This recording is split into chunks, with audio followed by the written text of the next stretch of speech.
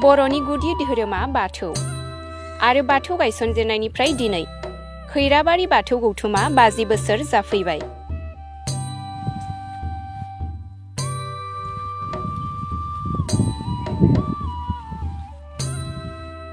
उदालगुरि जिल्ला खैराबारि बियाब बाथौ गौथुमा 6-8 मार्च सानथामनि हाबाफारिजों खैराबारि आरेंपारायाव सनाथि मायथाइ फोरबोखौ खुंगासिनो।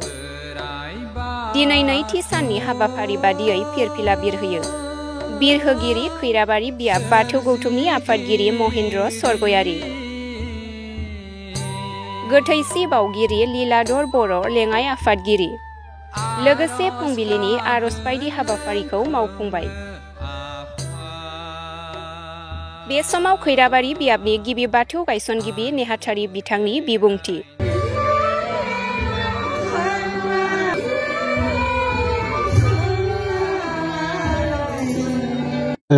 खुलुमबाय। जोंनि खैराबारि बियाब बाथौ मसबाया प्रथम जोनोम लादोंमोन 1972 सनाव। बे 72 सनावनो जोंनि खैराबारि सिमलिबारि गामिनिफ्राय बे अगाराम कसारि होननाय जे सुबुं, बे सुबुङा जोंखौ बै समाव गोदानै बाथौ गायसननाय जिथु नेमखान्थि, बे नेमखान्थिखौ बिथाङा जों दिन्थिबाय। दिन्थिनायनि लोगो लोगो जों गासै खैराबारि एरियानि मानसिफोरा लोगो जानानै बे 72 सनावनो जोङो आनसलिक कमिटि हिसाबै दानाय जायो। बे आनसलिक कमिटि दानायनिफ्राय जों दाब दाब जायगायाव प्रत्येकटा ओनसोलनि गामियाव जोङो बाथौ गायसननो हरनाय जायो।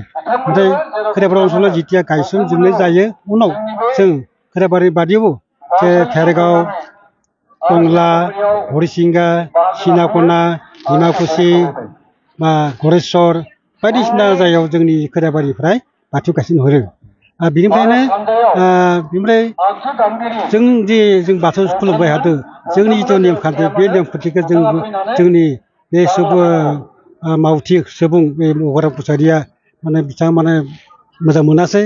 बिथाङा बुंबाय जे जोंनिसाय बांसिन रोंनाय मानसि दङ माबायाव हस्तिनापुर, सुरिपेटा बे ओनसोलाव मानसि दङ, बाथौ गोरों गोरा मानसि, बाथौ बावनाय गोरों गोरा मानसि दङ।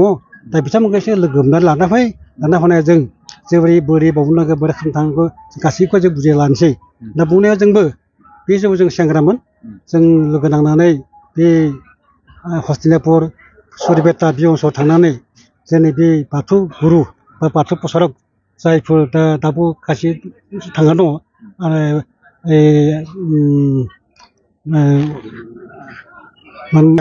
पद्मावती बसुमतारी बिथाङा दाबो दङ, जों दाबो फैदो। जोंनि बे सनाथि मायथाइ फोरबो खुंनाय बिथाङा फैनो हादों।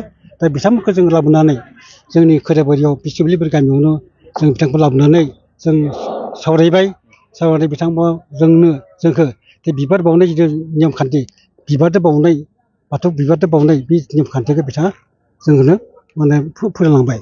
बै समाव जों नुबाय दा 1972 मायथाइनि सिगाङाव बर'फोरा खिन्थु बाथौ सिबिब्लाबो खिन्थु बोलि बिधानसो होयोमोन। नोंथांमोना बे बिबार बाथौ जे सिबिनांगौ बेखौ गोसोआव माबायदि?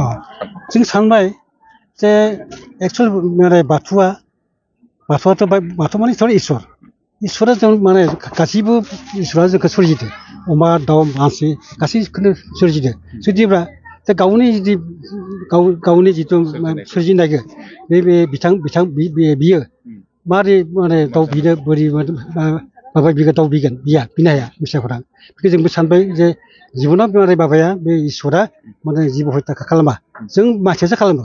मानसियासो जिब हत्या खालामो, माबाफोरखौ बावनायखौ जों होयो, खिन्थु एक्सुवेलि इसोराखौ बिया। बेनिखायनो जों सानबाय जे जों निरामिसै बावथारनांगोन, बे बोलि बिधानखौ जों गारनांगोन। बेनिफ्राय जोङो बे 1972निफ्रायनो जों बे बिबार बावनाय हुदाखौ नेमखान्थिखौ जों लाबोयो।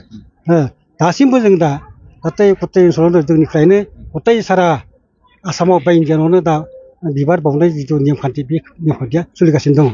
आसा फारियो जे बे बिबार बावनाय हुदाया आरोबाव गोसारबावगोन, नेमखान्थिखौ माबा खालामगोन, प्रसार जागोन, बेखौ आं हास्थायो आरो। बै समाव जों जिहेथु बाथौ गौथुम होननानै बुङामोन, बै महासभा होननानै बुङामोन, बै समाव आब्रु होनना बुङोमोन, बाथौ रिलिजियास इउनियन। मानो थाखाय बेबायदि?